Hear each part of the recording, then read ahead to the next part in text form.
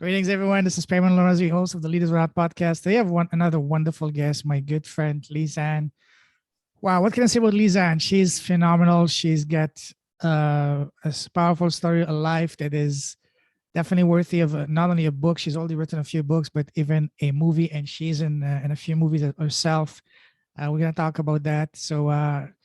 Wow, she's originally from Puerto Rico. She's in New York. She was a lawyer in her previous life, successful lawyer. Then she decided to change direction, and now she's she's doing quite a lot of things. She's multiple. She published a few books. She has a publishing house she started, and one of the most remarkable thing, at least in my opinion, is that she published a book during the pandemic for actors. Herself being an actor, the everyday actor, that was phenomenal. She's also a generational healer, a shaman. She has, she does a lot of beautiful things that we're going to impact one by one in here. Love her mission, which is what is it? Each of us harnesses the light that shines in the dark. So I can say a lot about her, but it's best for her to say it without me butchering it. So, Lisann, my friend, welcome to the show. Thank you, Payman. I'm so happy to be here. And thank you for that beautiful introduction. Very welcome. Pleasure is all mine. All right. So, as I told you just before going live, on my podcast, I'd like to go deep. I like to get to look under the hood to see what's in your heart, to have a heart-to-heart conversation, hence the name Leaders with a Heart. Are you ready to get going? I'm ready. Let's do it. Yeah. All right. Awesome. So for people who don't know you, who's Lisann as a person? We're going to talk about your business, professional life after, but as a human being, as a person, who's Lisann? Well, I am an empowered empath. So that means that I feel everything, but I also am very comfortable transmuting energy. And so using alchemy to change the temperature of a room, so to speak. And that's just part of who I am. I like to joke around and say I was a walking Care Bear, like just shooting all that beautiful energy out whenever I needed to, once I learned how to figure that out about myself. I also like to remind people, as you said, that each of us harnesses the light that shines through the dark, that we're all capable of doing that. We just have to set that intention. Because for me, intentions are prayers, meditation. And that's very powerful when we set our mind and our hearts and allow them to synchronize to shine that light in the world with pure intention, with aligning ourselves with our highest self. So this is sort of just like a little bit of who I am and how I operate in the world, no matter what I'm doing for a living. That's beautiful. And there's so many things we can unpack. As I told you, we can do an entire, not just a couple of episodes, but an entire series just on you, each one being on a specific thing you're doing, but we'll get this. So now tell us, what makes you happy as a person? Oh my gosh, playing. And so just allowing the inner child to just be free, that makes me super happy. So I love to be with my family and be in a state of play. I love to be out in nature and being in that state of play, talking to the sun, the birds, the trees. Oh yeah. Yeah, I love to feel like I am eternally in a sense of play, because that's where I find like pure bliss. So yeah, that makes me super happy. And then I can show up better for the people that I love when I'm in a state of happiness. Totally. And being playful, playing is so powerful, so important, because as we grow up, we tend to suppress all of that. And that's not, I don't think that's the right way to do it. Sure, we need to be serious in times, but also never forget that at the base, we were still a kid. Even when you're 50, 80, whatever, everybody loves to have fun. Everybody loves to have a good time. So enjoy that, embrace that. And I'd like to see more people doing that. I know, but sometimes it's easier said than done. And so, when I've talked to my fellow actors, or even just talk to myself as a performer, the biggest thing I do is just to pump myself up beforehand and say like a lot of positive affirmations, not necessarily just the I am, but you are. Looking at myself in the mirror and saying, you are this, you are that, you're amazing, you're powerful, you're courageous, you're strong, you're fun, like you're talented, all these things. And then letting my volume increase as I say it and look at myself in my eyes, because that love has to come from me to me. And that's when I can show up and perform. Because if I don't feel those things, then I'm not going to want to be seen in the camera, or I'm not going to want to be seen in the world. There's so many ways that we hide ourselves. We hide our voice, we quiet ourselves, we make ourselves smaller. And that can be conditioning, that can be fear, that can be trauma. There's so many ways we stop ourselves from playing, and so when I say that we harness that light, it's just like, allow yourself to be the brightest, shiniest version of you. Has always been there. We just spent our adult lives covering it up to protect ourselves, but we're already super protected. We really are. We can just let all that armor down. Beautiful. Yeah, very well said. And another beautiful byproduct of being in a playful state is that it's going to put you in a happy mood. It's going to make you happy. And when you're happy, you will be grateful. You will not be able to get sad or pissed off, or your body, not only outside, but the inside, and it's perfect talking to you, because you're taking the conversation exactly where I wanted to take. We're talking about being happy and being and the power of smiling. I read a quote not long time ago that said, if every doctor in the world were to prescribe 1 hour of mandatory smiling and laughing for every person on the planet, within 30 days, 90% of all the ailments would be gone. Because what is the number one cause of ailments? Stress. And if you're happy and smiling, you make your body toxic for stress. Let's laugh more. And you said, for example, you prep yourself with affirmation. Me, when I was doing whatever business presentation, or when I was growing up in France playing football, soccer for a big game, even whatever. And maybe you will laugh, but even I do it today, up to today, I watch cartoons. Yes. Cartoons, Tom and Jerry's, the good old Tom and Jerry, Sam the Pirate, Speedy Gonzales, you name it, I love those, Oh my gosh. I love it. First of all, I love children's programming so much. I mean, because there is that sense of play, right? It's just there and no one's expecting it to be any different. And if you let yourself, como uno se entrega in Spanish, like you give yourself over to what's happening in the story, and it's all very light. It's, there's some buoyancy to it. And so there's no dense energy, right? And so like, before this interview, I started dancing all over my living room to the song from that Trolls movie, Can't Fight the Feeling. Because that changes your energy. That's like pure alchemy, right? Dancing around and feeling joy. Thing, yeah. Yeah, I watch cartoons too. I dance. I do superwoman poses. And I did that regardless of what career I was in. I was always doing that. What's your favorite cartoon? Oh, Powerpuff Girls. I love the Powerpuff Girls. It reminds me of me, my mom, and my sister. So it's one of my favorites. Okay, that's awesome. Now, that's amazing. So tell us, what makes you smile? Oh, my family. My partner makes me smile. He has that sense of play. We dance all over the living room together. That makes me smile. Butterflies make me smile. Oh, yes. Not too many of anything kind of freaks me out. So like maybe not 800 butterflies, but like 1 or 2 feels kind of safe. You will feel invaded, Right. It's like a few butterflies or like a horde of butterflies. Very different vibe. Totally. My mom and my sister also make me really happy because we're just playful together. We laugh, belly laughs are just, oh my gosh. When you laugh till you're aching, that's the best feeling. Not to say that there's, life happens and there's very serious moments, but the things I love that brings me joy is that part, the that's silliness, beautiful. The fun. You mentioned dancing. Dancing is one of those magical things that makes you happy. You cannot dance when you're pissed off or angry. Automatically it puts you in a different mood, a festive, happy mood. So if it were up to me, if I had a magic wand, I would make it mandatory 1 hour of dancing, 1 hour of cartoon and laughing for every person on this planet. You have no choice, at least for the next 30 days. And then you can thank me later, This is Payman's retreat. You will be laughing and dancing daily. I'm not a politician, but if I were, that would be one of the top 2, number 0, number 1, Yes. The dictatorship of fun. Yes, that was a beautiful, not dictatorship. I don't like dictatorship. Let's call it the funship, whatever you call it. I don't know if that word even exists. Yeah. This reminds me of a couple of fairy tales, I feel like.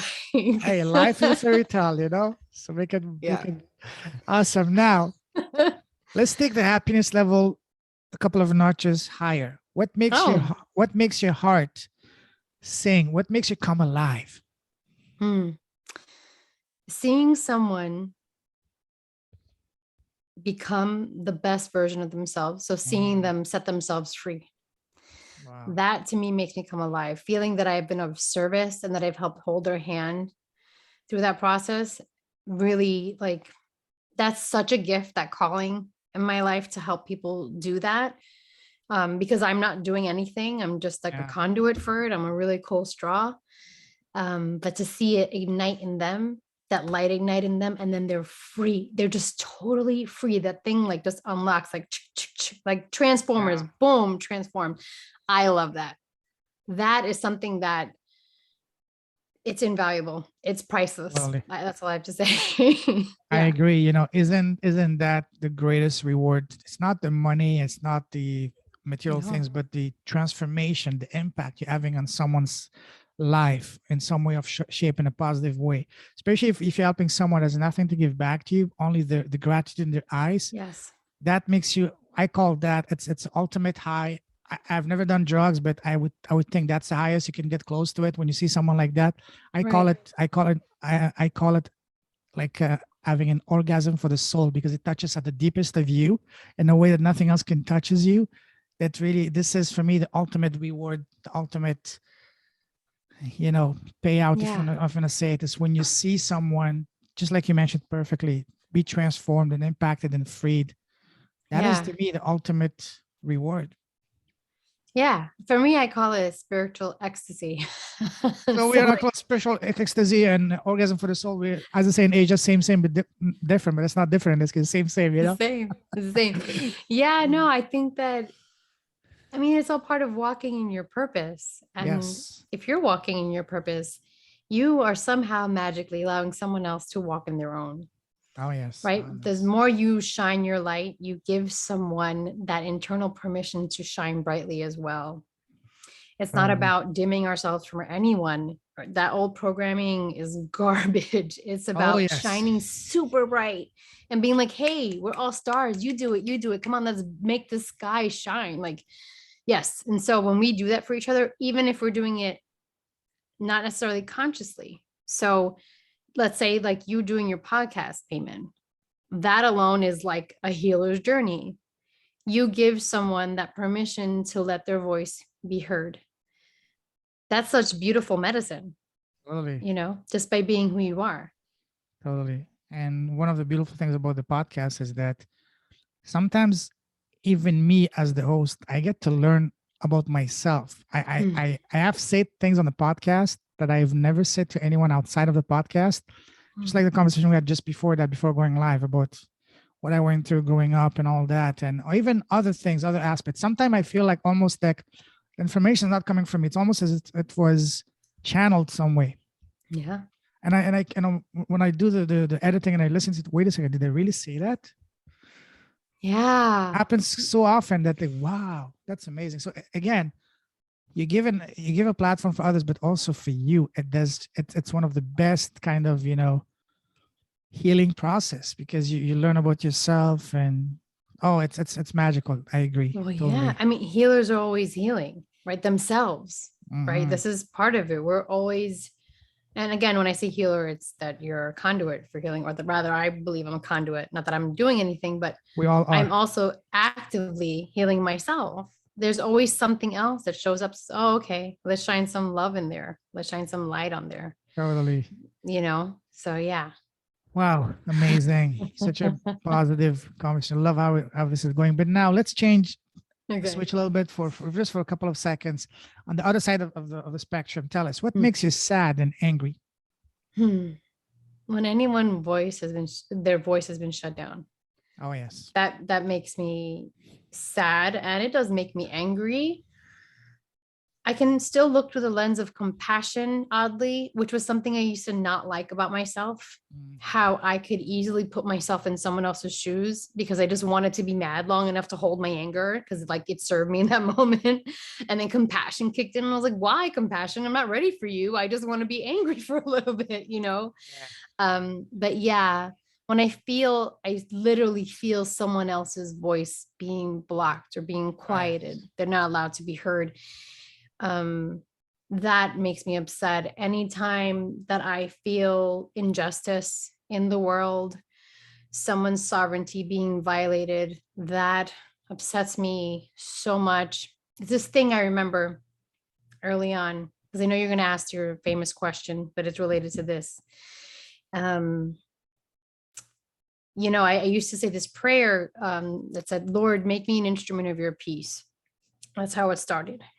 And I remember when I really, really dawned on me what I'd been praying for my whole life. I mean, I think I started praying that maybe when I was in 8th grade, maybe before, but the first time I really remember was 8th grade. And I never realized that, one, we're not instruments of peace. We just are peace. So I am peace. If I enter a space as peace, then that is what I am, and that is what I'm bringing. And 2, if you are peace, where do you think you have the most effect in the world? When you are thrust into war, when you are thrust into chaos. We don't need peace to be in peaceful places. We need peace to be thrust in the middle of chaos and discord to bring the peace. And that, to me, I remember the first time I understood that, like, I felt so empowered. I really felt the resonance of, and I'll just say, like, Archangel Michael, that energy, just, it's this intense, beautiful energy that feels empowered, that feels like it has purpose. It's full of passion, a different type of spiritual ecstasy altogether. It's drive for the highest good. And I felt that at that time, and I'll never forget it. I will never forget it. Yeah, that's something that really pushes me. Oh yes, I agree. You mentioned something else. You said when someone is being silenced, it's almost like violating the sovereignty. I would take that even one step higher, is that, when you silence someone, you prevent them from expressing themselves. It's almost in a way killing them in a way. Yeah. Because if the person are able to express themselves, the feeling and the aspirations and the dreams, so what are they here for then? You might as well just call it a night and go on. But no, and for me, that's one of the greatest crimes that someone can do to someone, is by, or that we allow ourselves to be done to ourselves. Yeah. That we do to ourselves. Totally. Oh yes. Yeah. Totally. Wow. Yeah. But I mean, I think, we've all had our own types of traumas that we've survived and healed through. And part of that is being cognizant of the moments where you almost let your light dim or your voice be silenced. And I personally don't believe anyone is ever past the point of no return. That's not how I'm like, totally. My makeup isn't like that. I feel like everyone can shift and change. But I remember there were times where I was close, where I felt like my light was so dim. And then I remember that roar inside of me, the voice of God, I will say, inside of me, the divine, and telling me, like, pushing me forward, guiding my steps. And so many times I heard that. They call it the still small voice, but sometimes for me, it's been a lion's roar that I've heard. And it's gotten me into a space that let my light shine. And so that's why I'm so passionate about using that metaphor about how we all harness that light. Sometimes we think it's something outside of ourselves, and it's not. It's always within. The first place we have to look is inside. Always. We're going to talk about that in a moment. So all that thought, because it's a beautiful thought, but I have just a couple more questions before you get there. So we'll get there. Sure. That's awesome. Now, tell us, what scares you? Gosh, not being able to feel like I'm in control all the time. That's one of the biggest, I think, things I keep learning different levels of that. I grew up, wanting to control outcomes, environments, people's feelings. And so that was always very scary when I was able to understand that I had no control of anyone but myself. Sure. And so, yeah, that's scary because, you can see multiple timelines of what's possible in the future. Totally. Yeah. But you have to surrender. Like for me, I tell myself, you have to surrender. You have to just relinquish all control. And that's scary. That can be scary. So totally. Yeah, but I can say it with a smile on my face. So that's very different. That's the best way to express any idea, even when it's something that's scaring you. That's the best way, Yeah. That's awesome. Now, what would you say is your personal superpower? Oh, yeah. It's being an empowered empath, being able to alchemize energy, for sure. Yeah. That's a superpower. Most people don't know how to do that they can do it. Totally. I know I can do it. Is that something that you're always born with, or is something that you realized was it a specific moment you realized it, or was that something progressive over time that you realized, hey, there's something special inside of me? You know, that's an interesting question because it's twofold, right? I think that everyone is capable of doing this. I really believe this. Yes. And I know I didn't have the language growing up to understand that I was an empath, or the language to understand what we naturally did in my family with energy, right? It was just part of my normal. So like laying on of the hands and all of that. I had no idea, that wasn't even a phrase, because it was like, oh, you don't feel well, I'm gonna put my hands on you. Like, no Yes, idea. yes, yes, yes. But not until I was older, I think, was I able to understand that the energy that was coming out of me, we can call it Reiki, let's say, that energy, it's alchemy. You're a divine channel for energy, and you're alchemizing, transmuting energy.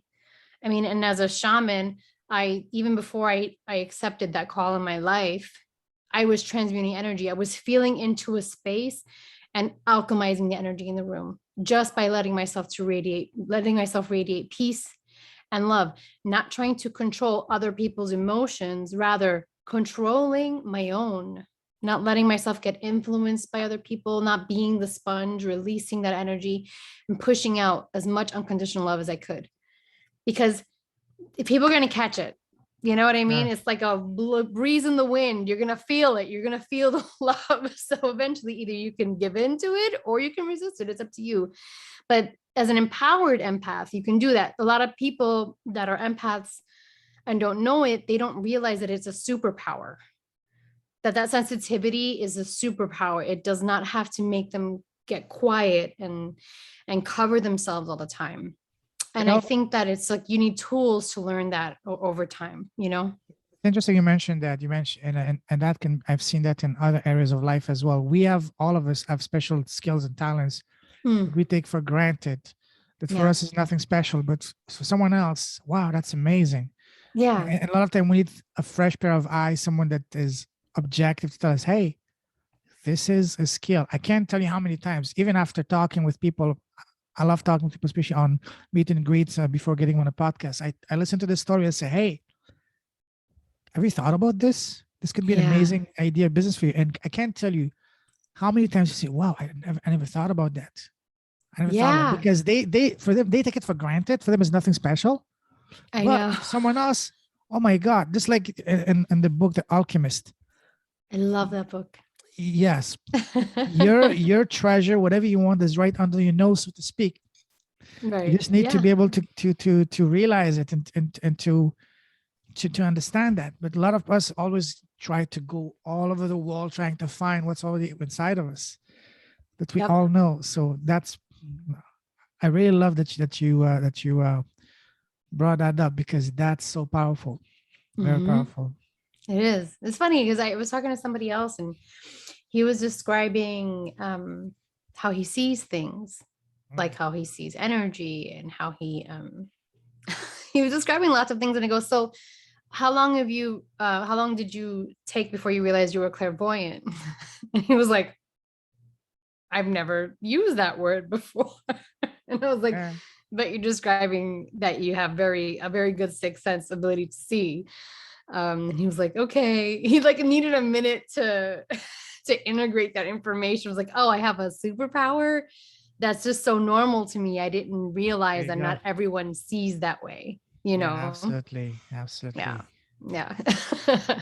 Do you have any tips for anyone as to how they can realize what is their superpower and not take it for granted, what lays dormant inside of them that can, once unleashed, can be a powerful gift for people around them and ultimately to the world?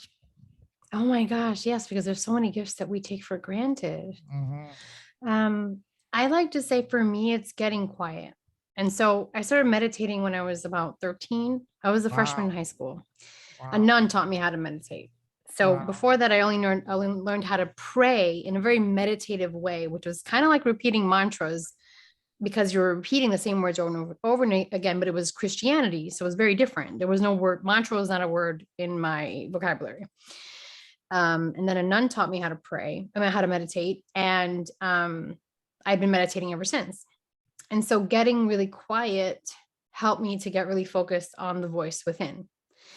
Now, that said, it's not for everybody. Not everyone wants to sit very quietly. Like I meditate twice a day, sometimes 3 times a day. Depends on how I feel. I'm very in touch with my feelings as well as that of others. Typically, that's not discovered. That's one of my superpowers.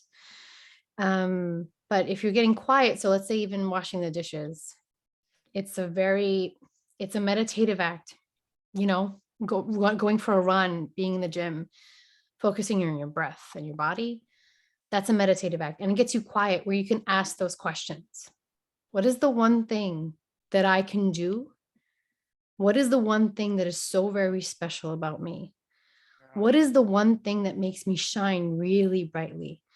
And the more you ask those questions, you'll be surprised at what bubbles up or how your perspective of what you've done every day begins to change. Oh, yes. You'll start to see your gifts differently.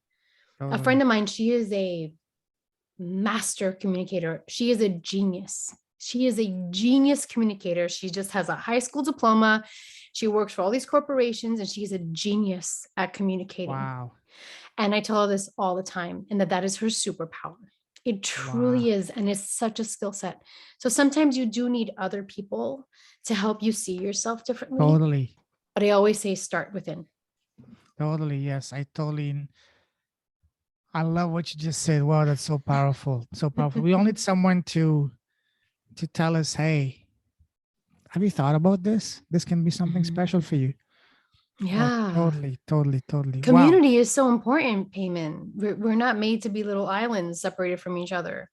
Yes. And I think I think that nun back when you were 13, teaching you how to meditate, maybe for you at the time looked something completely insignificant. But now looking back in retrospect, see, wow, that was probably one of the turning points of your life, deciding factors, at least as to where it took your life. Because once you're able to meditate, get yourself to connect, listen to your soul, to your gut feeling. Yeah. That opened a whole new world in front of you. So would you say that meeting, that event was a true deciding moment in your life? I would say it's definitely one of them. Definitely. I feel very blessed to see those moments and recognize them. I'm the kind of person that goes outside and if the sky is like cotton candy, I will stop and marvel. Yes. And say, wow. And I'm a New Yorker. Child. Yeah, but so I'm a New Yorker though. Everyone's like boom, boom, boom, boom, like get really fast, get to where you gotta go, don't stop in the middle of anything to look at anything. And I just marvel. You're a chilled New Yorker. Yeah. I love to stop and just take it in. Just there's magic everywhere. And yes. I can see those things. And that's one of those moments. And so I had a high school reunion. And this is when I was practicing law and I ran into her again. And I told her, I was like, she was our music teacher, that nun. And she just had us meditate one day, never again, just that one day. And it changed everything. It really did. I've gone back to meditation. It ebbs and flows, right? Sometimes you get very invested and sometimes you're out of it. I'm in a phase where I've been meditating steadily for a year and a half.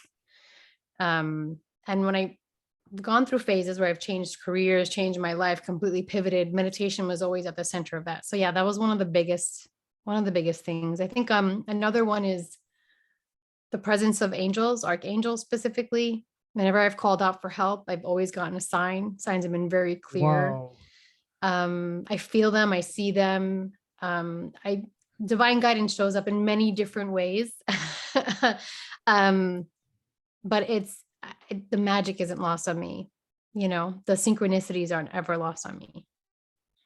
Awful. You actually said something, and I don't want to take the thunder away from you asking your famous question, but can I mention it or do you want to ask it? Please. You're the star. This podcast is about you, not about me. You're the star of the show, Lisann, not me. Well, please. I'm on the stars show, so yes. Now we're just two stars twinkling together. So now you said, what is the smallest thing that you've done that has made the biggest impact? Right? Perfect. Is that the question? Good memory. Yes. What's the smallest thing you've done that has had the biggest positive impact in your life and business so far? Okay. So I would say the latest thing that is the smallest thing is on my grocery list at the beginning of the pandemic, before lockdown in New York, because I sprained my ankle early that year. I think it was February. And then we went on lockdown mid-March or end of March. And it was so bad, I couldn't go anywhere. And I remember on my grocery list, I wrote Soul Tribe, really big, Soul Tribe. This is what I wanted. Wow. And that started me in a trajectory that changed everything. Wow. Everything. What a place to write it on a grocery list of all places. Yeah. The things that I need to get for my survival. Soul Tribe. Yep. That's powerful. And I got it. And I'm still getting it. Oh, yes. It's only getting started. Not even getting warmed up yet. Wow. I know. So you mentioned that you can connect with your archangel and all that. Yeah. Is that something you've been able to do all your life, or is it something that you've been able to do mostly recently? My whole life. Wow. I would say recently I became more attuned to my gifts, so that way I could see and hear them differently than I used to. What were your reaction initially? Were you freaking out? What the hell is this? What is this? Am I being possessed? Am I becoming crazy? It's a little. Oh, for sure. Yeah. Especially growing up, especially growing up in a religious Christian Catholic background, those things. So that's only the crazy, the cuckoos who have that. Yeah, I mean, I think those questions were valid for me to ask and to try to get resources to find out, am I losing my mind? Do I need to be locked up or what's going on? And so, back then it was different. I'd ask for a sign and I'd get it, and I see the synchronicities, but I wasn't so tapped into my intuition that I could allow myself to see. Anything I saw was scary, so I didn't want to see. So I kept shutting it down. Anytime I would hear, I would shut it down because I didn't believe that it was of divine source, right? Wow. I was like, I don't know what this is. I don't want it. So not until I accepted myself and my gifts was I able to fully see and feel. And so when I shared that story about being an instrument of peace and I felt Archangel Michael energy, I felt it in my body. I felt like I was so huge. I felt like I was bigger than the room.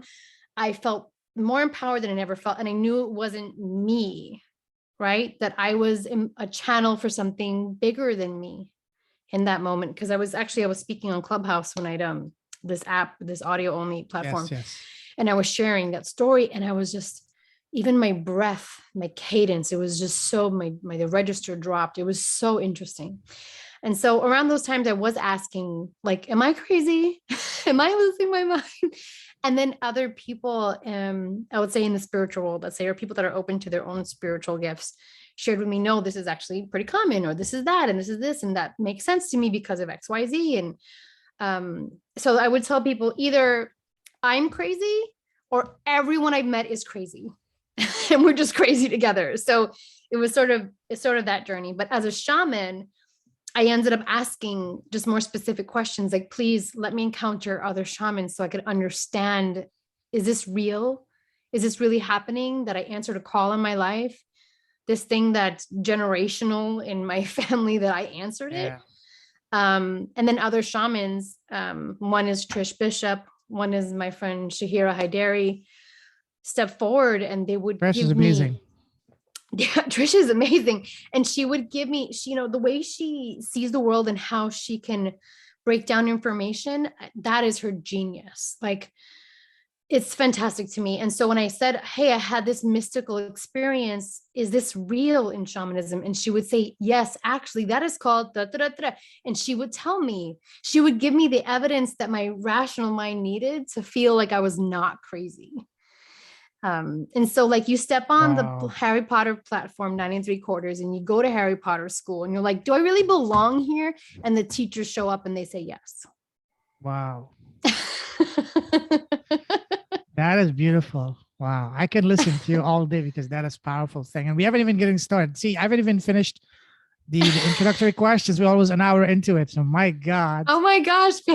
Okay. Cut me off. No, absolutely not. I will not do that. Because this is so beautiful, so powerful. Why do you want to cut the flow of something so magical? Thank you. Very welcome. All right. So now, you love traveling, right? I love traveling. Yes. What was the very first trip you took? Oh gosh, I was Puerto Rico, but I was too little even to remember. I have the pictures, but yeah. Mm-hmm. Awesome. Now let me take you on a different type of travel down memory lane. Mm-hmm. Go back to when you were a young girl. You know, when we're kids, parents, family, teachers, relatives ask us, so Mm-hmm. Lisann, what do you want to become when you grow up? What was your answer back then as a little girl? Oh, I wanted to be a lawyer. Oh, wow. Already. Wow. Well, because I'd seen an actress on TV who played a lawyer. And I asked, what does she do for a living? And I was told, well, she's a lawyer. It was the character Felicia Rashad played Mrs. Cosby on a show called The Cosby Show. And Mrs. Huxtable spoke Spanish and she was a lawyer and she lived in Brooklyn. And I thought she looked like me. And I was like, I want to do what she does. Hey, wow. Yeah. And so I was told lawyer. So I was like, okay, so lawyer it is, then I'm going to be a lawyer.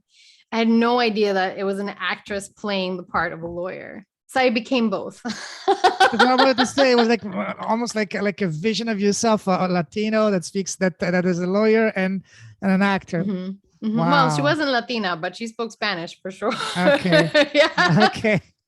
Okay, but so two-thirds. That's not too bad. Okay. But that is how I saw myself. If you think about people of color not being represented on Yeah. TV, Yeah. that she was the first person that I saw that I thought looked like me. Mm-hmm. Mm. Yeah. Did you have anyone in the family who was a lawyer that was an inspiration for you? Or just that person on that show? No, there are no lawyers in my Wow. family. Wow, that's fabulous. Now, when you were a young girl in school, what was your favorite subject? English. Well, reading. Ah, Reading. mm, Yeah. Yeah. reading I is love getting magic. lost in stories. It is Oh magic. yes. Oh, it's magical. Okay. Yeah. Mhm. And which was the subject you could not stand at all? Math. Two.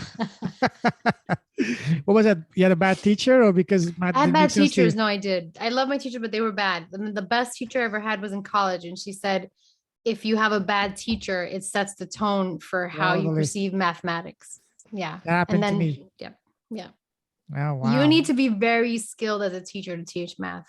You have to be. To be a good teacher, you have to be not only amazing at your subject, but also be a master psychologist. Because the words you say, especially to students, I had a call just before you, another New Yorker, and he was saying that up to grade 4, he was a straight A kid. Then Mhm. at some point, his mother passed away, and he completely lost any interest in anything. And he went from being straight A's to F's. Right. And one of the teachers just made a very uncalled for comment. How can you be so stupid to go from A's to this? And that really stuck in his mind. As a result of that, he could, up Right. until adult, he couldn't. I mean, math was something that he had this mental block. So the point is, especially teachers have to be really careful what they say to kids because they're very, very easily impressionable, especially at that age. Well, so I was an elementary school teacher for 2 years and I taught ESL as well to Oh wow. adults. And teachers have it rough, Oh at yes. least here in the United States. You have too many students. The pay is not enough for what you do. Sure. And you are responsible for the lives and their emotional lives, as well as their intellectual lives of, let's say, these children, because I taught 5th and 3rd grade. And I was acutely aware of that every single day. And that's so tough when you're trying to wrangle 30 different personalities and be aware of what their gifts are, where they can strengthen certain assets that they have that they're not aware of yet. Also, I think that the training needs to incorporate what you said, being mindful of your words. I this statement in the Bible still sticks with me. We live and die by the words of our tongue. The things that we say, we can speak life onto someone, including ourselves, or we can speak death onto them, including ourselves. And when we use words like that, as a teacher, the remembrance has to be that has an impact that can last forever. And I was aware of that. And I knew I wasn't going to be a teacher forever. It was something that was not the call in my life, although I very much enjoyed seeing the children blossom by the end of the year with me. It is one of the points of pride in my life, but it wasn't my calling. But I will say that there should be more respect given to teachers, less students, so that way they can do their jobs, because we learn psychology to be able to be aware of what's going on with these students. That's the primary thing you're learning when you're learning to teach. Learn the psychology of a child that's becoming an adolescent, so that way you can be aware of what's going on with them. I totally So agree. yes, For sure. You know, I totally agree with you. It's not easy to be a teacher because I've been both a student and a teacher. You I are now was, yeah, too as well. thank you. But even before, I had an incredible opportunity. I worked as a professional football coach in China, and I also taught English and French at Amazing. schools at all different ages. And I saw, especially if you add to that all the complexity of being a teacher, if you add the Yeah. language barrier, the culture barrier, it's even Yeah. more amplified. So I have seen it my own eyes, and that is not an easy job. But still, we need to be very mindful of the words we Yes. speak, especially to kid, like not saying, "Hey, I don't like how that can you be word, by that the way. stupid?" Whatever. Yeah, Yeah. No, I don't that's like it. sure. Yeah. Sometimes we, in the heat of the moment, we can say things that we regret. But even in those moments, we have to control ourselves. You know, chill. Yeah. Yeah. I agree. I don't like language like that with even with adults I because it's agree. triggering to the child inside that maybe was called stupid. And so, Totally, totally. yeah. Wow, amazing. Now let's. What was your very first job? My very first job ever, Yes. official job. Whatever, man. I mean, nobody's gonna come Because like after you my now. first So job was at Taco Bell, a fast food chain when I was that's 15. that's fine. But That's fine. officially I was a babysitter before that. So for like a few months. Okay. So that was kind of like my first job. Wow. The babysitting, but then I went into Taco Bell and then I quit before they fired me because food service industry is not my Oh yeah. Oh yeah. For sure. this is For not sure. my thing. Oh yeah. Oh yeah. Yeah. So Taco Bell was my first official job where I was paying taxes and all of that. Yeah. Good. Good. Good. Now let's talk about your path. Let's Mhm. talk about the moment you left college and school to now. How would you describe your path? Would you say it was straight sailing, smooth forward, one lane, and all the way in, or was it like turns and twists like a roller coaster? Tell us about your path from the one you left college to now. It was very linear, and then it went from linear to cyclical. So like I Okay. I was very goal oriented. I've had many careers. So I went from studying I was an English major studying secondary education to be a teacher. And then I went off to law school. I took the bar, passed the bar, became a lawyer, went into teaching, left teaching, and began practicing law. So there's a little bit of back and forth, but it was all very still on this linear path of like, this is what a responsible adult is supposed to do. And then within my first year of litigating, I was miserable. And I decided to take an acting class while I was writing about my journey of misery. So that way I could find a way to protect my energy, right? Because I was taking everything home. So I was aware that I was empathic, but I didn't have the language and I needed some type of shielding. So maybe an acting class would help. And so I took an acting class, and that's when my life was like, a whole other way. So while I'm writing about my journey, I take an acting class. I say, oh my God, I think I want to become an actor. And I'm blogging about this to the public, and people like, don't leave your job. Don't be crazy, right? Don't do all these things, right? Yeah. Because if you're in this little box, you have to stay in the box. Like this is what you chose, right? But no. So during this time, I'd started a book club because I was really into exploring myself. I was doing the Deepak Chopra 21-day meditation challenges. I was like, something is stirring and I need to figure out what this is. And I read a book by Thich Nhat Hanh about meditation and mindfulness. And then I read Eat, Pray, Love. And that was the first example that I'd ever seen of a woman who changed a life that she had created, that she completely changed it. And I'd never seen that example ever. And not even in my own life, because once you pick something, you stick with it because that is a sign of a responsible adult. However, for me, what I was learning was the sign of a happy human is someone who honors their intuition and the call on their heart, no matter how it looks to the outside world. And so I kept with my journey of studying and reading while I was going to acting school and auditioning and booking roles. And then finally it came the day that I'd saved enough money, and I did all the research, and I decided it was time for me to resign. And so I quit. I booked my first role off Broadway. And then I decided to write the story of how I left the law to pursue a career as an actor. And that mini memoir got published in an anthology called Eat, Pray, Love Made Me Do It that became a New York Times bestseller. And Wow. so I left the law, became an actor, and then got my 10, 15 minutes of fame because of this anthology. And then from there, I just kept acting. So I've been on so many TV shows. I've been on shows here in the US called like The Blacklist, show called Narcos. I mean, I have Really? about 41 film and TV credits. Wow. And I started my journey pretty late. So that's the other message for me is like there's never too late to turn your life around. Totally. Never, never, never. And you can always change your mind. No one tells you that. Change your mind and then change it again. Just It's never whatever you feel you need to do for you. it's never too late. It always happens at the right time. The right Yeah, I time. mean, Someone can be when you're 75, someone can be when they're 12. yes. Yeah, You know? there's a film called Benjamin Button, The Curious Case of Benjamin Button. Okay. And there's a quote, and that's what it says. It's never too late or too early. I'm gonna botch the quote, to turn your life Yeah. around. And that it stuck with me because I was like, yes, that is ultimate truth, Totally. Wow. Yeah. So, I What a mean, in terms of journey. acting, you can catch me on a show called Manifest that's currently streaming on Netflix on season 3. And I'll be shooting a film this Superstar. summer. I'm excited. I'm excited. So I'm I'm so living my life on excited my and I terms. can't hide it. Listening to you, I felt that song, even though I don't know the rest, but you can. That's okay.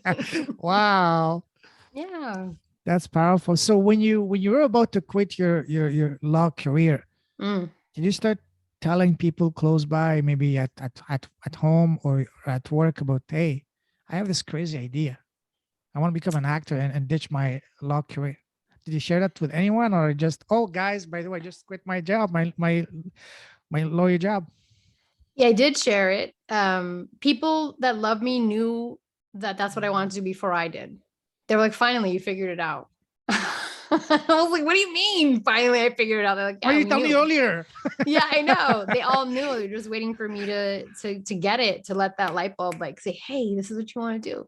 So they were very supportive. The one thing they all told me, which I still, I still have my law license. I'll never let Good. it go. I worked really hard for it. Oh, And that was the absolutely.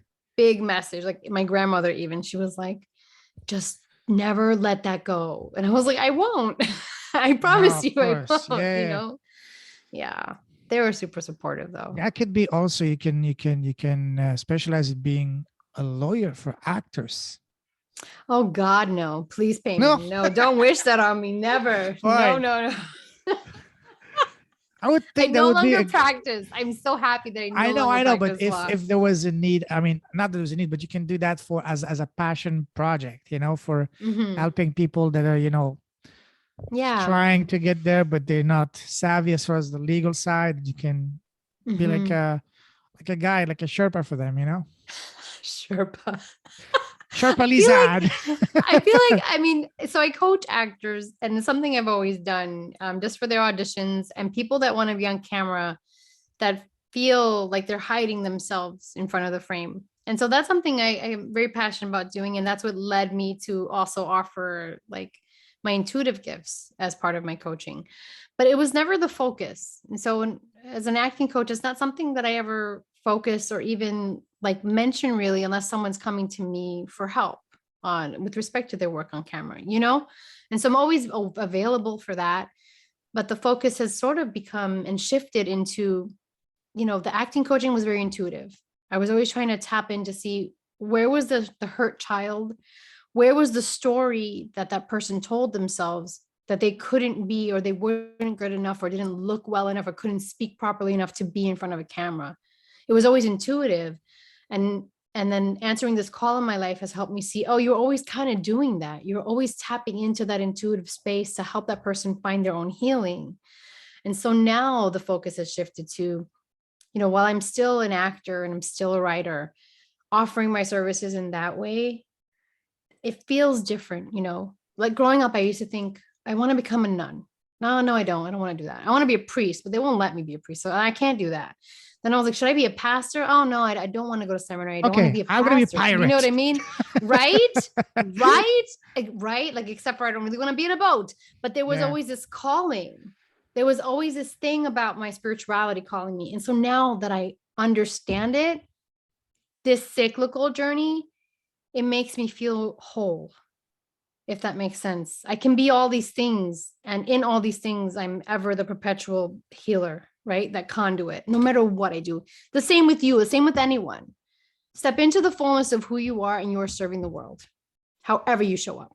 Totally love that. While you were talking, I had this thought in my head. I didn't want to obviously, interrupt you. Is that two words came to mind side by side, and they form like the acting lawyer or the legal actor. Oh my God, that's so cool. When I say these words, what kind of emotions and feeling, what kind of reaction you get? The legal actor. Or the acting lawyer. Yes. Those could be amazing taglines, even for a new book, for branding, for a podcast, for so many things. You want me to have a podcast so bad, Payman, and I do not want a podcast. Seriously, because you have so much to share. You can have 5 different podcasts in parallel, one for lawyers, one for actors, one for Latinos, one for whatever you want to do it. I mean, seriously, what publisher listen? It's so funny because I couldn't do it by myself. If I was just talking to myself, I'd be like, this is boring. But like if I'm talking to someone else, you bring in people to interview, to share the stories. But no, seriously, those could be amazing names, amazing branding, because I'm always brainstorming for my students for names. And I said, just like I told you, when you listen to someone, we take things for granted that for us are second nature. When we're speaking to you, I said, wow, that could be something.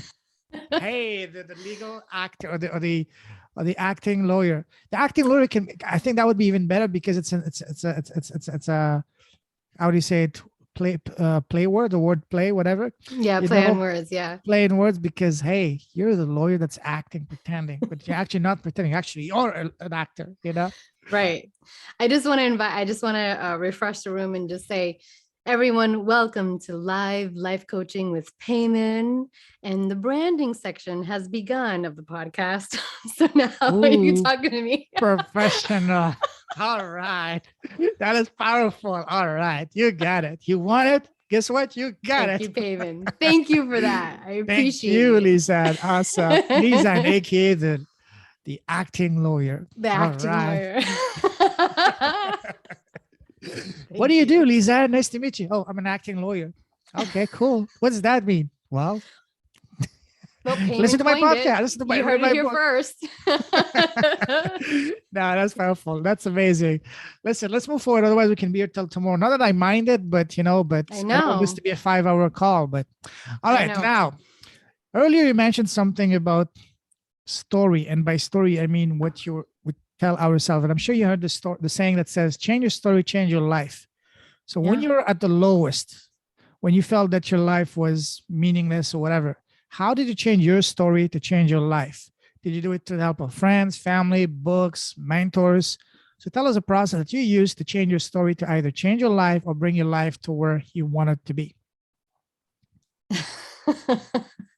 I mean, I feel like I've had so many cycles of that exact moment that we've talked about, but the one thing that came to mind when you were asking that question, whenever I felt a sense of hopelessness or even despair, the one thing I would ask God to do was to use me. God, use me. How do you need me to show up in the world? Show me the way. And that's that plea, that cry, that internal intention, and even external, because I speak to God out loud. Those are the moments that have had profound impacts when I've surrendered. And that's when I've been able to pivot so many times in my life and have been able to let my life be the example, my testimony, right? It's not lost on me that it's not the norm for people to have 3 different careers or to be embarking on different calls in their life. And it's not lost on me. I don't say it like, oh, it's no biggie and anyone can do it. I mean, I feel like you have to believe you can do it. You have to believe that you can change your life. And the thing is, even when it's scary and I didn't have a plan and I didn't have it under control and I didn't know it was around the corner, I was never afraid to jump.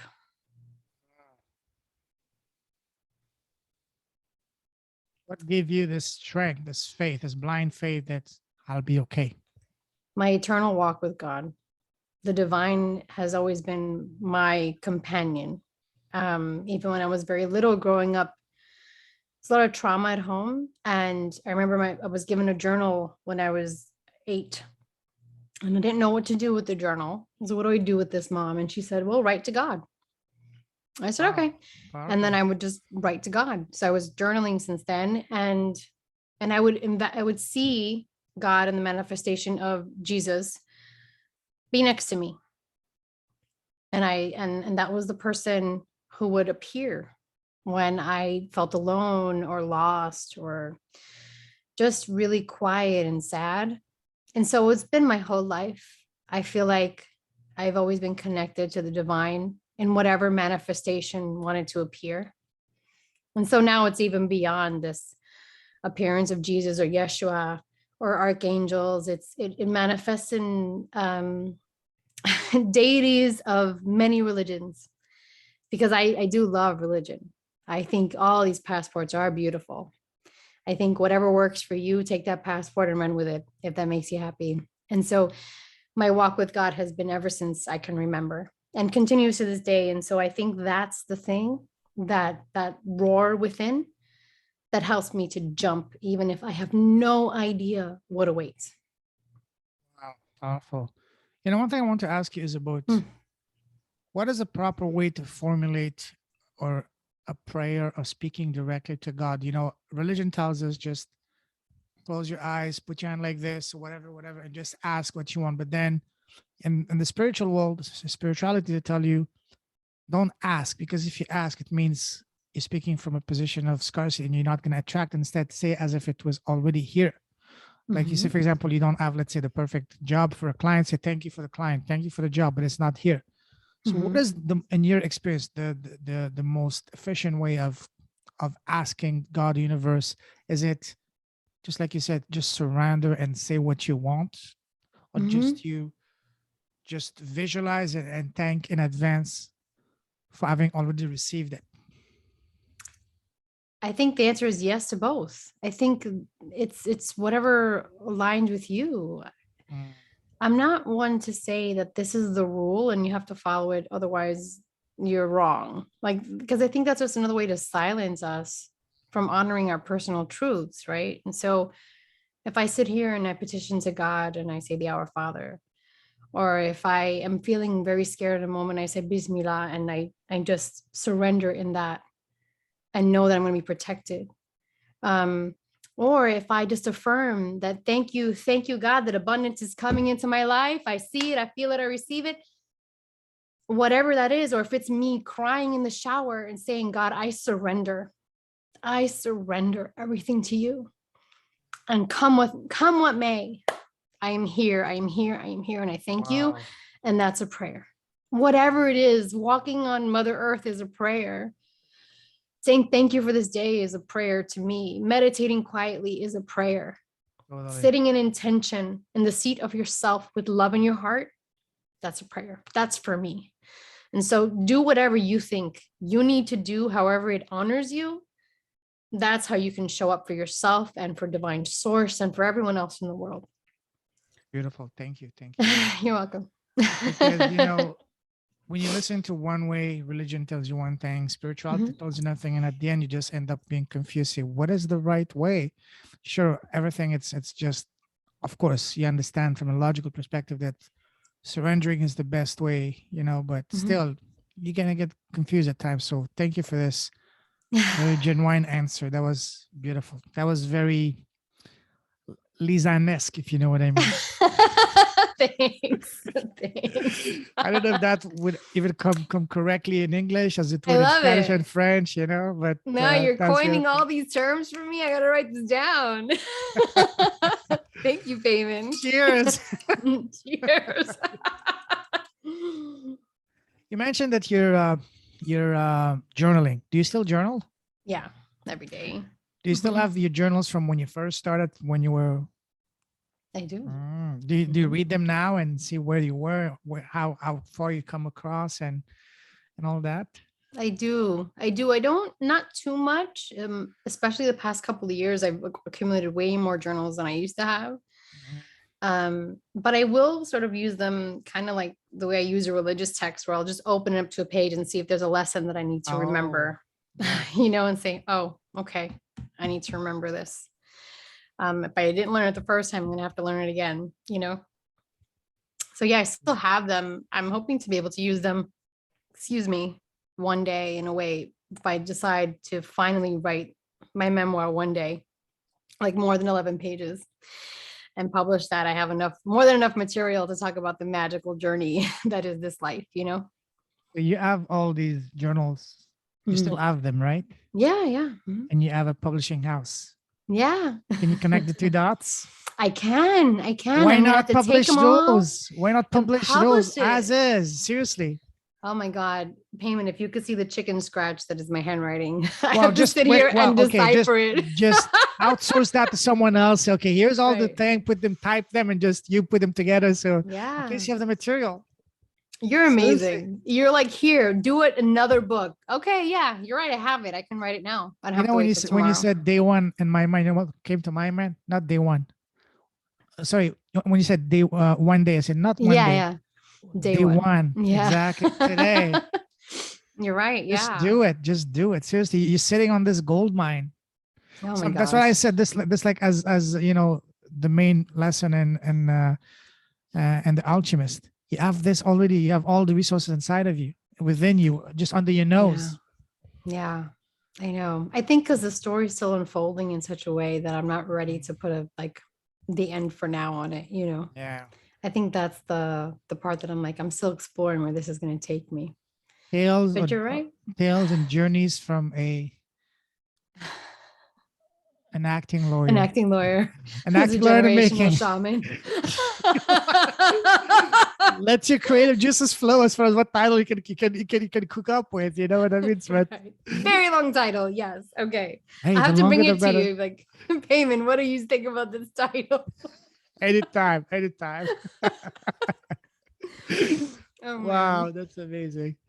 And we haven't even start talking about your business. My God. All right. Anyways, That's tell us okay. about your business. What do you do? What kind of beautiful thing you're doing in the world now? What is the impact you're having? So tell us all the My good stuff. gosh, I have multiple businesses, right? So we just launched the Ooh, publishing house where we're publishing a children's book series, my sister and I. wow.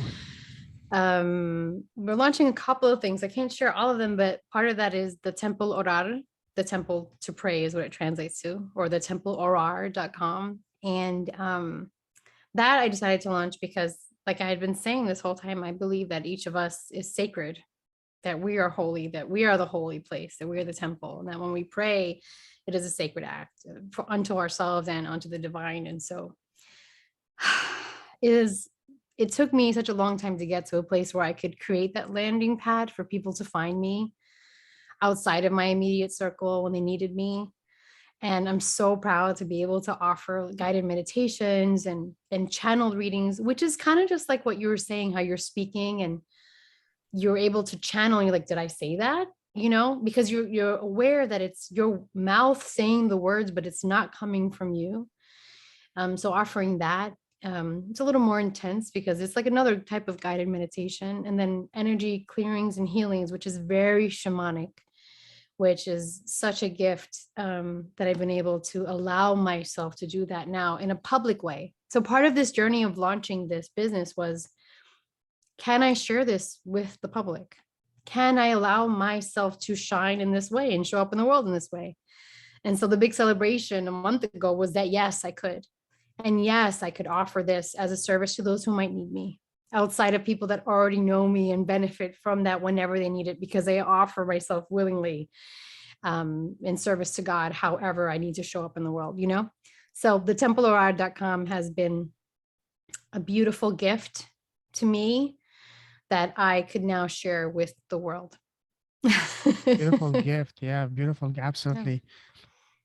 Who is the ideal client for that? Hmm. I like working with other healers. That's my favorite. People that are aware that they are gifted, but perhaps need to find a way to unlock that light within them. Just like we talked about it, how we all have that light that we harness that helps us shine our way through the dark. That is the ideal client. Someone who knows it, but maybe doesn't have the tools to harness it yet. And it is my honor and pleasure to be able to walk with them on that journey to help them find that light within themselves. How long have you been doing that? Offering it for paid services, that has been 1 month officially. Woohoo! Outside of that has been my whole life, All just right. as acts of service. Yes. Are you able to Mhm. share with us an example of the most remarkable transformation you've seen from one of the people that you've helped so far? Yeah, I think I can, because it was unexpected. Okay. And so, Well, it's when you least expect, that's when the magic happens. So, yeah. So I feel like, so my mom, who was very afraid of anything that isn't like super into Christianity, even though my gifts come from her side of the family. um, she needed help. She was feeling like a lot of sciatic pain. And I worked with her and I let myself be completely myself, which means I channel characteristic divine energy, if you will. I speak light language, and it can be jarring for someone who's not used to any of that. was she freaking out? A little bit. She was freaking out just a little bit. But she got used to it, and we did it a couple of times. And, when I asked her, I was like, how you feeling? And then the pain would dissipate. And there'd be times when the pain would come back and say, let's try again. Let's see what else is going on. We talk a little bit about it. And the surprising thing that she said to me was, I go, Mom, so what did you get anything from it? Was this helpful at all? And she goes, Lisann, I've changed my life. I look at my life differently now. I've stopped being afraid. She moved into a new house. She's like, I wasn't able to do that before. So it was beyond this idea of this physical manifestation of pain. For her specifically was something internal blocking her from moving forward. And when she told me that me allowing me to work with her and her allowing herself to receive that helped her to move forward in her life. She's 72. Oh, wow. Like, I got really emotional because I was able to be of service in a way that I hadn't imagined. I was just thinking that I was helping her with physical pain. And it was much more than that. And that was one of my earliest experiences and one of my most profound, because I love my mother dearly, and to be able to do anything for her that makes her life just a little better, that to me is just nothing short of a miracle. So I'm very thankful for that feedback from her, and to be able to be a conduit for that. Yeah. Oh, yes. Beautiful. That's so touching. Absolutely. Wow. That's amazing. That's amazing. Thank now, you. Tell us about the structure of your program. Tell us about how you're making your magic. Tell us about, is it like a one-on-one? Is it like small groups? Is it like videos? So tell us about the whole process if someone is interested and want to find out more about what you do. So that's your time to shine.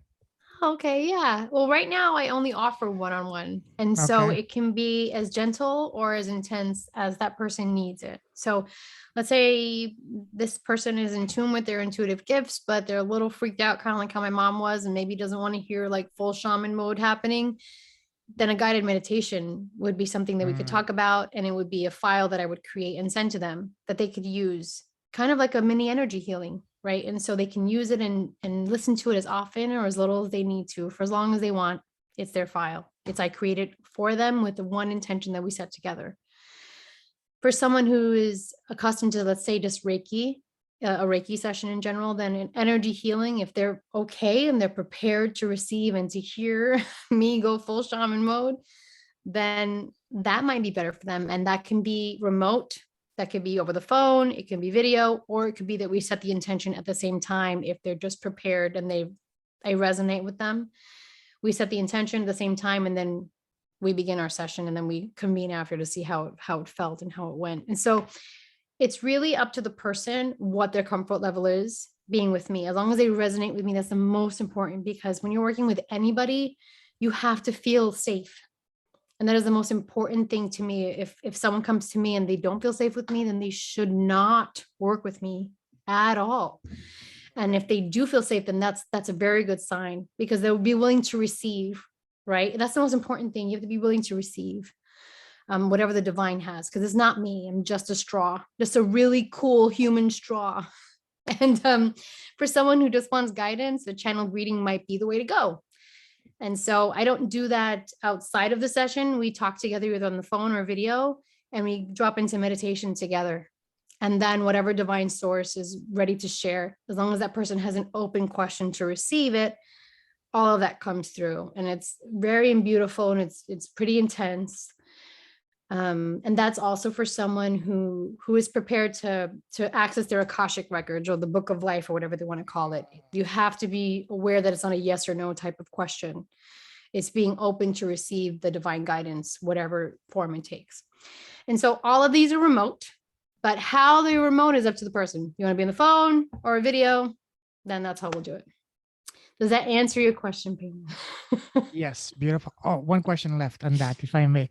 So how long does it take for someone, what is the length of your program? Is it one session at a time? Is it 2 weeks, 3 months, 6 months, 1 year program until they actually get to see concrete results? Oh my gosh, that depends on the person. And so if we're doing a guided meditation, just that file, it will work as long as they use the file and they're willing to receive. And then that may be it. That may be all they need. If we're doing a full energy clearing, that may be one session, that may be multiple. It depends on what that person needs. And I'll always leave it to them to gauge if they feel like they're ready for more or not. Again, because this is not something you can push. But interestingly enough, in 2022, I am offering a program for the empowered empath. And that will be like a self-guided, it's all the things I already offer, but just in one format. So that way, those who feel called can work through it on their own, get the tools that they need to feel more empowered. And then they can sit on a call with me as a group to talk about their journey. So that I'm excited. And you're the first person to hear about it because I haven't shared it with anybody yet because I haven't launched it yet. But that is coming next year. So I'm super excited about that. Yeah. Next year, as in 2022? 22, yeah. In 10 days from now, yeah. In 10 days is in the far future. I know. Yes. Wow. Yeah. So you see, it's perfect talking to you because you're able to read my mind and answer my next question. I was about to ask you, so what's next on the menu for Lisann? So you already answered that. So in a way, beautiful. That's next on the menu. And then I have to get working on my podcast and my memoir because he told me I have to do that. And I'm launching children's book series next year as well. So I'm going to be very busy, Payman. I'm going to be very busy. I know. Welcome to the club. Welcome to the club. Now, looking back at everything in your life, your business, your path, everything,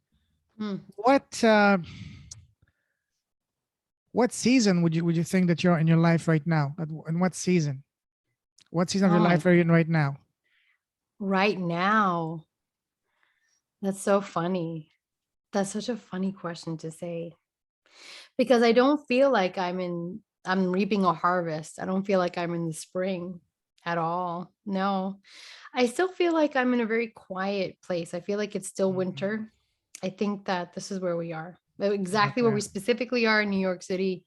I feel like that's where I am. Very quiet place. I've laid foundations and now it's time to be quiet and then wait for the spring to come. So I do feel like it's just I'm going to be working, I'm going to be quiet, setting up the foundation for the next projects that are going to launch next year. That's where I feel like I am. Good. If New York City feels like quiet, then the rest of the world must be sleeping then, huh? For me, it feels super quiet, but All right. Yeah. You need more action. That's why. I can't, Payman. I don't know how you do it. No, I max can talk to 3 people a day. Like I can't, like I'm an introvert, extrovert. So mostly like I can present when I have to, but then I need to be quiet and alone for a very long time to recharge. I went from both extremes. I was painfully shy growing up. And then when I moved to Asia, I had to, one thing led to another, and I get into e-commerce. I get connected with the big guys, the organizers. I started helping them hosting events, and I started hosting event myself. I don't know if I told you last time, I was hosting events on e-commerce, as well as growing up in the south of France, doing wine tasting events and wine education events for the Chinese there. And at the end, I love having a good time. So I was teaching them, putting up some Latin music, teaching them how to dance and stuff like that. So I went the both extremes, from painfully shy to being completely, I felt like a fish in my element, being, the host of an event, making people have a good time, making people have fun. So I can feel, I know and I lived in Hong Kong. So Hong Kong is probably one of the only places in the world that can give New York City a run as far as being 24/7, nonstop, go, go, go. Right. Yeah. So I can feel you on that, because yes, and me here now living in the boonies in the countryside outside of Toronto. If it wasn't for a podcast, I would have probably jumped. There's a train track, I can see it right outside. Probably is going to be very attractive. Would have been attractive for me to jump on the train track, but this thing, in a way, it's blessed my life. It has even saved it in that way. So no, I hear you. I hear you. Wow. It's funny. You said a couple of things, and I just watched Under the Tuscan Sun, which is also a movie that I love. Yeah. And they were talking about how train tracks were built before there were any trains. Yes. And so it goes back to what you were talking about earlier, setting that intention, seeing the vision for your life. So that way, when you're ready, then you're ready to move forward. You'll be ready and prepared to move forward, but it's when you're ready, right? And I think about your life as a world traveler, living on both extremes. And I think you have so many beautiful stories to share with the world that I'm so excited about the tracks that you're building, because when you're ready to launch, it's going to be phenomenal. Oh, yes. Thank you. I know. I can't wait. I can't wait. I can't wait. It's funny. I was talking just before you, another guy in New York City has an incredible story as well. He grew up in a typical family, and then at some point, he ended up on the streets, literally. And then he could have very easily gone down the wrong path, and who knows where else. And then he completely turned his life around. That's a guy that dropped out of high school. Then he brought himself back into finishing high school, going to university, and ended up working for an investment bank firm that is based in London, but in Manhattan, turning his life around, and then changing his life, getting into the Spartan race, super active and doing amazing things. So again, he's in New York, and I told him, listen, he's Italian, Irish guy. So listen, next time I come and he was telling me stories of growing up with all those. I'm sure you growing up in New York, you've seen those people like the typical Italian and all that, and Irish. I was making fun of them. He was telling me stories of them, growing up. His first job was, working at a candy shop, and he was having all those guys. Imagine those big burly Italian, almost like a big guy coming. Hey, Tony, are you able to play my numbers? I want to play my number for the lottery machine. Like, what are you talking about? Yeah, exactly, I know you're talking about. With the hands, exactly. Yeah. And I told him, listen, when I come to New York next time, I want you to come, but not alone. I want you to bring your entire crew. And then so all these guys, listen, these are stories that I would love for you to share, not only with me, but on a podcast. Wink, wink, Oh my gosh. And then I can't wait to get to New York, because I have so many amazing friends I met through the podcast, him, his crew, and of course you. So many stories, it will be fantabulous. I can't wait, Oh my gosh. Yay. No, you should come. New York City is amazing. And you will never believe it. I've been around the world, but I've never been to New York City yet. Are you kidding? I am not. The closest I've been was Buffalo. Don't ask me why. That's not the same, though. A summer in Buffalo when we first moved to Canada. Of all places, don't ask me why, but I mean, New York State is huge, but it's definitely different than New York City, than the 5 boroughs. Who would go to Buffalo? Come on, you come to New York State. Very cold. No, it was a summer. It was a summer. No, then it's very beautiful in the summer. Yes. Yeah. Oh my gosh. Amazing. That's amazing. Now, moving forward, we were almost getting to the end. So what cause would you say is really dear to your heart? My gosh, there's so many. I think the one that comes to mind is we've always been the house of second chances growing up. And so we rescued animals our whole lives. We've always taken in these older dogs or those that had no homes. My sister fosters kittens. And so giving animals a second chance is something that has been very dear to my heart. And especially through my sister's work, I feel like I've been a part of it. And my 2 nieces are kittens called Akira and Miko. Wow. And so, she fostered them, and then she adopted 2 of them. She fostered, I think, the whole litter, and then stayed with 2. Wow, but before that, I mean, we've always taken care of, like, one of the loves of my life was a a little dog we named Money, and he passed away. We gave him a home Oh, for the last 6 months of his life. And so, yeah, rescue animals is something that I'm very passionate about. One of the many things that I'm passionate about. Another thing that I'm really passionate about is freedom of choice in every aspect of oh our yes. lives, and helping support people when they're looking to enforce their rights under the law and maintaining freedom of choice. So that is something that I've always been passionate about, and still am, especially this day and age. So yeah, Oh two yes. things I'm passionate about. Yeah. Those are powerful and beautiful. Listen, I love talking to you. The conversation flows so naturally, so amazing. Why don't we do a podcast, you and me? You listen, you invite me and you want to have a specific topic, I'll do it with you for sure. I Yeah, love talking to you, Payman. same This here. is so filled with grace and with ease. And so Thank you. Thank you. anytime, thank you for having me and for inviting me Pleasure's anytime, my on my. man. Let's finish this off with. I'm going to ask you a series of rapid fire question on advices. Oh my gosh. Okay. What would you say has been so far the best piece of advice you've received? Hmm. Live your life. Mm, Live your life. Yeah. yes. And what would you say has been so far the worst piece of advice you've received? Oh, you can't do more than one thing. Oh yes. Oh yes. Oh yes. Oh yes. Okay. Now, imagine Hmm. that you were blessed with a time machine. You can go back in time and sit face to face with 18-year-old Lisann. What would be Hmm. the number one piece of advice you would give to her, knowing all that you know now? You're enough just as you are. Oh wow. Yes. You're enough. Oh yes. Oh yes. Now, Yeah. I know you don't have your podcast yet, but you will have it soon. So imagine that today you have your podcast and you're interviewing the most special person in the world, which is yourself. You're interviewing yourself. Hmm. What is the first question you want to ask yourself? Don't think too much. What is the first question that comes to your mind? Are you happy? And you answer? Immeasurably. Oh wow. Love that. Love Yeah. that. Okay. Well, that made me emotional. What a good Sorry? question. That made me emotional. Oh yes. Oh yes. Yeah. Oh yes. Now, my favorite question. Hmm. What is the smallest thing you've done that's had the biggest and positive impact in both your life and business so far?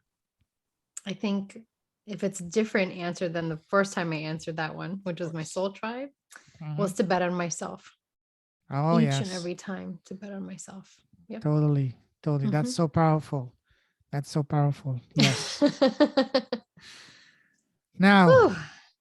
I want to ask you now a question for me. I know you're super awesome, super sweet, and super kind, but this time I want you to be raw. Give me tough love. Don't try to be nice or kind. What advice do you have for me to improve my podcast? Break all the rules. I'm doing that as much as I can. That's it. And then when you realize you make more rules, break those rules. And this is Break coming them. from a lawyer. So again, the name Break acting all the lawyer is rules. perfectly fit again. You heard it, right? If a Yeah. lawyer says it, that's law. Great. Great. You're on record. Yeah, man. Break all the rules. Add some F bombs in there. I would totally do that. Learn what the rules are and then break them. Be exactly who you are. Nobody gives a crap about a cookie cutter life.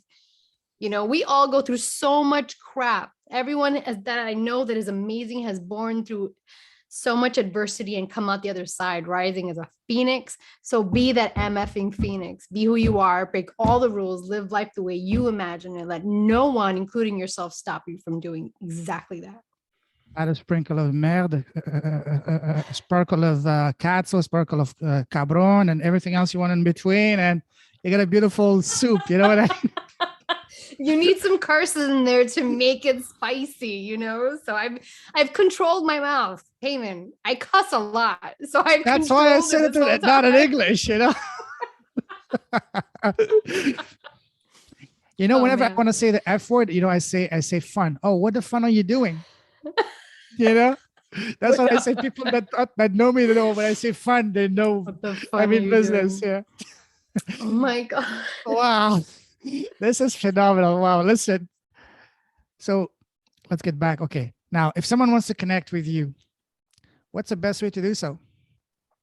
Well, you can go find me on social media, across social media. I'm at lisannvalentin.com, or you can reach out to me at thetempleorar.com. That's ORAR, thetempleorar.com. Beautiful, beautiful. Okay, awesome. And also, you forgotten one thing. Where can they find you right now? You can find me at thetempleorar.com. You can also find me on this podcast. No, somewhere else. Where can they see you? You can catch me on Manifest on Netflix season 3. I play Officer Molinero. There you go. Muchísimas gracias, officer. Ay, gracias a ti, Payman. Aprecio mucho. It's been absolute honor. Listen, I've been blessed to talk with over 130, whatever. I stopped counting, but it's amazing. Amazing people. But you're one of the most amazing, entertaining, fun people. We've been here talking for 2 hours. It has passed like this. This is probably one of my longest episodes. You know, I've initially had an hour and a half, but now I just try to keep him under 45 minutes an hour. But this one, oh my gosh. So you mentioned breaking the rules, and we just broke a rule live. Give me 10 for that. Yes, I'll give you 10. Oh my gosh. Thank you, Payman. Listen, keep blessing. I salute you. You're a true leader with a heart. Keep shining your light. Keep breaking the rules that you need to be broken. Keep inspiring people, empowering people. Keep blessing the world with your presence, with your with a beautiful impact. I wish you Merry Christmas. All the best wishes. Thank you. All the best. 2022 will be the most bombastic year ever. I receive it. The most important thing is going to be wishing you and your loved one the best, perfect health, and then fulfillment, happiness, and then just keep roaring, keep changing the world the way you know how to do it. So stay safe, stay awesome. God bless, my friend. Take care. Thank you, Payman. You too. Bye now. Take care. Ciao, ciao. Bye-bye.